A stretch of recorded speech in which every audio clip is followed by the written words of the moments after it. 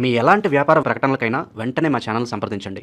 నమస్తే. ప్రస్తుతం మనతో పాటు సుప్రసిద్ధ జ్యోతిష్య వాస్తు పండితులు బ్రహ్మశ్రీ డాక్టర్ నాయకండి మల్లికార్జున శర్మ గారు ఉన్నారు. గురువుగారితో మాట్లాడేద్దాం.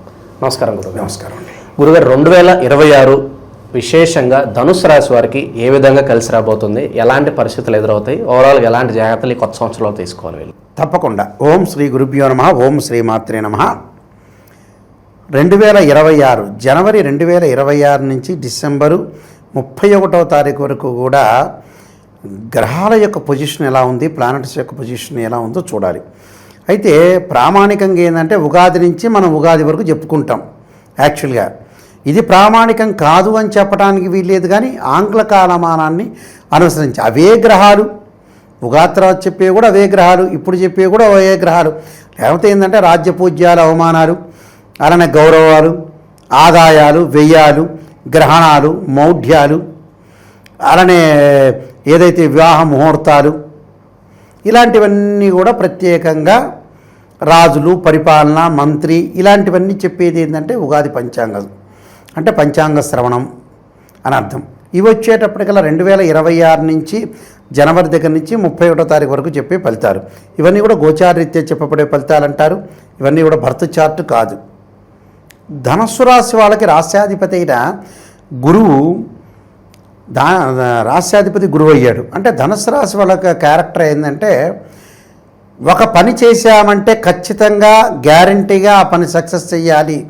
అంటే ధనుర్బాణం అంటారు చూసారా, అంటే బాణం ఇలా వేస్తే ఖచ్చితంగా జరగాలి, యుద్ధం చేసి తీరాలి అనేది ఒకటి, వేదాంత ధోరణి ఒకటి, విద్యందు ఆసక్తి, కళల పట్ల సంగీతము, నృత్యము, మనకు పాత రోజుల హార్మోని, తబలా, ఇవన్నీ వాటి మీద సంగీతము, సింగర్గా, కళా నైపుణ్యము వీటిల్లో ఎక్కువగా ఉండటం, ఉపాధ్యాయ వృత్తి, ఉపన్యాసకుల లెక్చరర్స్గా, ప్రొఫెసర్స్గా, అలానే పూజల మీద ఆధ్యాత్మిక జ్ఞానం, ఇలాంటివన్నీ కూడా ఎక్కువగా ఉంటాయి.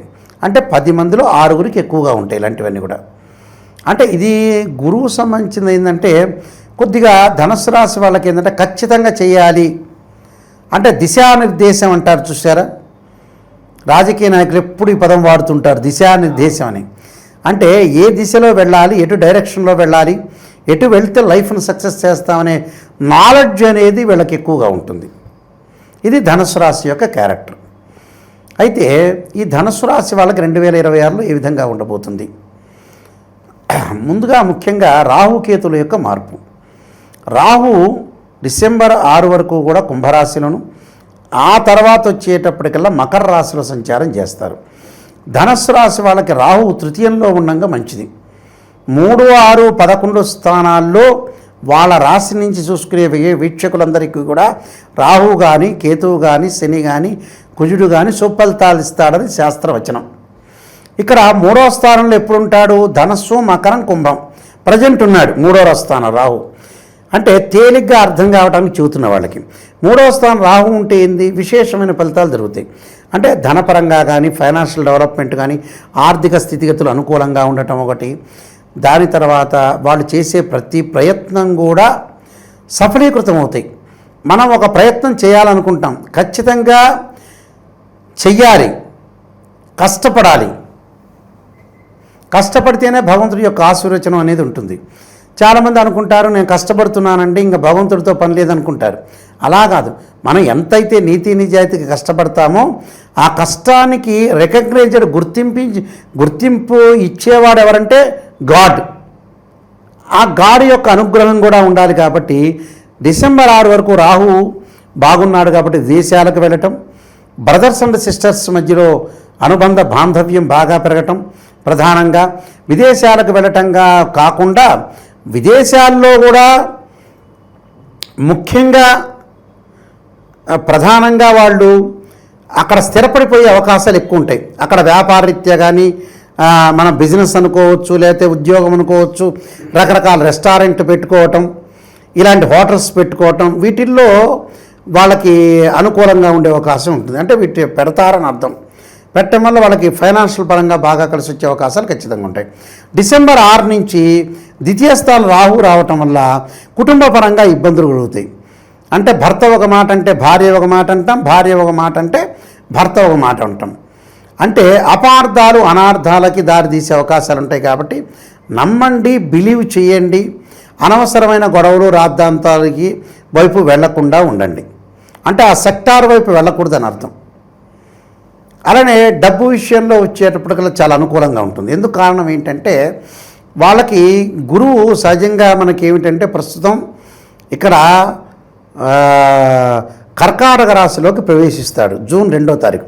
ప్రజెంట్ మిథున రాశిలో ఉన్నాడు.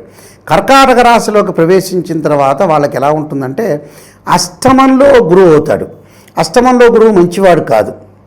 అంటే ఎప్పటి వరకు నిజంగా గురువు మంచివాడు అంటే జూన్ 1వ తారీఖు వరకు సప్తమంలో గురువు ఉండటం వల్ల మంచి ఫలితాలు జరుగుతాయి.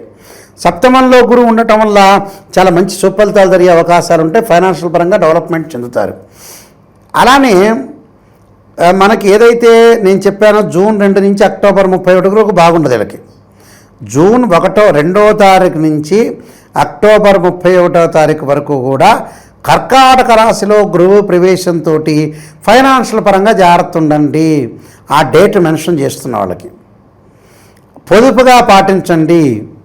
అలానే డాక్టర్ల దగ్గరికి వెళ్ళటానికి కానీ ఇంకోటి తాట పిసినారితనం చూపించొద్దండి. ఎక్కడ డబ్బులు ఖర్చు పెట్టాలో అక్కడ చేయండి. అవసరం నిమిత్తం ఖర్చు చేయండి. అంటే జూన్ 2 నుంచి అక్టోబర్ 31. మళ్ళీ అక్టోబర్ 31 నుంచి సింహరాశిలోకి గురువు ప్రవేశిస్తారు. వీళ్ళకి భాగ్యస్థానంలో గురువు ప్రవేశిస్తాడు కాబట్టి చాలా అద్భుతమైన రిజల్ట్స్ వచ్చే అవకాశం ఉంటుంది. అంటే చివరి వరకు డిసెంబర్ వరకు అనుకూలంగా ఉంటుంది. డిసెంబర్ 18వ తారీఖు శని గురువు వక్రగతిలో పొందిన వీళ్ళకి దాదాపు డిసెంబర్ వరకు బాగుంటుంది. అంటే ఆర్థిక పరంగా వ్యాపార పరంగా కానీ అంటే సెకండ్ హాఫ్ బాగుంటుంది. అంటే ఫస్ట్ హాఫ్లోనేమో రాహు కాపాడుతాడు, సెకండ్ హాఫ్లోనే గురువు కాపాడుతాడు. అంటే ఒక మూమెంట్లో ఒక ఇద్దరు హీరోలు ఉన్న సినిమాలో ఒక ఫస్ట్ హీరో ఫస్ట్ విశ్రాంతి ముందు కాపాడినట్టుగా సెకండ్ హీరో ఇంకో విశ్రాంతి ముందు కాపాడినట్టుగా అలా ఉంటుంది. ఉదాహరణ కృష్ణ శోభన్ బాబు అనుకోండి కాసేపు. అలాగా ఫస్ట్ హాఫ్ సెకండ్ హాఫ్ కలిపి రెండు ఎక్సలెంట్గా ఉంటాయి వీళ్ళకి. అంటే గురువు బ్రహ్మాండంగా ఉన్నాడు, రాహు బాగున్నాడు, రాహు తగ్గితే గురువు బాగుంటాడు. అలాగా చాలా అద్భుతమైన రిజల్ట్స్ ఉన్నాయి. అలానే కేతు యొక్క ప్రభావాన్ని మనం చూసుకునేటట్టయితే ఈ రాశి వాళ్ళకు వచ్చే కేతువు జూన్ మనం ఏదైతే డిసెంబర్ 6వ తారీఖు వరకు కూడా సింహరాశిలో ఉంటాడు. సింహరాశిలో మంచివాడే. చివరి ఏదైతే కర్కాటక రాశిలో ప్రవేశిస్తారో అప్పుడు వీళ్ళకి బాగుండదు. అప్పుడు కొద్దిగా ప్రాబ్లమ్స్ వస్తాయి. అంటే వాహన ప్రమాదాలు. అంటే ఎప్పటి నుంచి ప్రమాదాలు జరుగుతాయి? డిసెంబర్ 7 నుంచి డిసెంబర్ 31 వరకు కేతుగ్రహం బాగలేకపోవటం వల్ల వాహనాల మీద వెళ్ళేటప్పుడు జాగ్రత్త ఉండండి. కోర్టు సమస్యలు రాకుండా పోలీస్ స్టేషన్లో గొడవలు, బంధుమిత్రులతోటి కొద్దిగా కేర్గా ఉండండి. ఉంటే సరిపోతుంది, ఇంకేం అవసరం లేదు. ఈ సంవత్సరం అంతా కూడా త్రిగ్రహ కూటమి, చాతుర్గ్రహ కూటాలు, పంచగ్రహ కూటాలు ఏర్పడ్డాయి. అందువల్ల మిగతా గ్రహాల యొక్క కలయికను కూడా చూస్తే టోటల్గా వీళ్ళకి చాలా అద్భుతమైన రిజల్ట్స్ వచ్చే అవకాశం ఉంది. 80% బాగుంది. ఈ రాశి వాళ్ళకి, ధనస్సు రాశి వాళ్ళకి 80% బాగుంది. చిన్న చిన్న అవమానాలు జరుగుతాయి, అవన్నీ పట్టించుకోకూడదు. పుట్టినప్పటి నుంచి చనిపోయే వరకు, చనిపోయిన తర్వాత కూడా అవమానం జరిగే వాళ్ళు ఉన్నారు. అందువల్ల ఇవన్నీ వదిలేయటం, కొన్ని పరిహారాలు చేసుకోండి. 80% అద్భుతంగా ఉంది. ఇంకా 20% పెరగటానికి అనేది చూసుకోవటం అనేది చాలా మంచిది. ఇక విశేషంగా ఈ సంవత్సరం అంతా కూడా ఎటువంటి పరిహారాలు చేసుకుంటే ఇంకా మంచి ఫలితాలు ఉంటాయంటారు? డిసెంబర్ 6 నుంచి రాహు యొక్క ఆరాధన చేయాలి. అలానే కేతు యొక్క ఆరాధన చేయటం కూడా మంచిది. అంటే అర్ధకాయ మహావీరం చంద్రాదిత్యమర్ధనం సింహకాగర్భ సంభూతం తం రాహుం ప్రణమామ్యం అనే మంత్రాన్ని గణపతి యొక్క ఆరాధన చేయటం మంచిది. అలానే వీళ్ళు చక్కగా ఎవరికైతే వివాహం అనేది ఆలస్యమవుతుందో భృగుపాస్పదాస్ రుద్రాభిషేకం చేసుకోవటం, ఉద్యోగపరంగా ఎవరైనా ఇబ్బందులు ఉంటే బృహస్పతి పాస్పదాస్ రుద్రాభిషేకం, దానికి సంబంధించిన హోమము. అంటే బర్త్ చార్ట్ మెయిన్ ఇంపార్టెంట్ చూసుకోవాలండి. ఇవన్నీ గోచారీత్యా చెప్పబడే ఫలితాలు, కానీ గోచారీత్యా చెప్పబడే ఫలితాలను కూడా ఇంపార్టెంట్గా తీసుకోవాలి.